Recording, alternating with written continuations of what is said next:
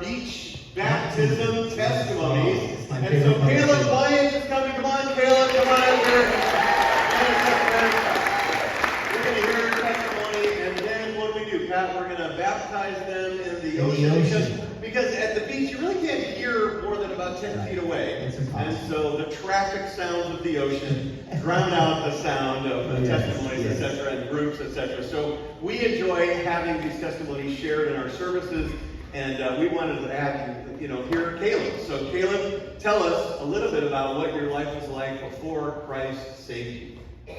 Growing up in church, I often acted as a Pharisee, putting myself above others. I was extremely selfish, quick to anger, lashing out at little things.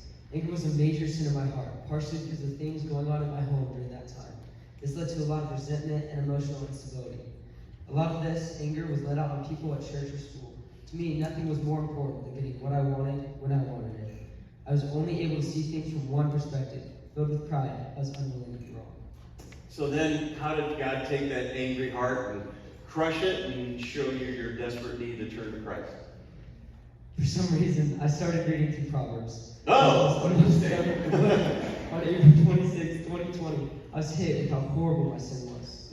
Throughout most of my life, I had always ignored it, thinking it was normal.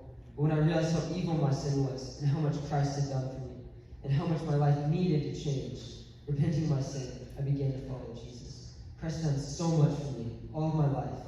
I put it aside, ignoring his sacrifice, to indulge in my sin.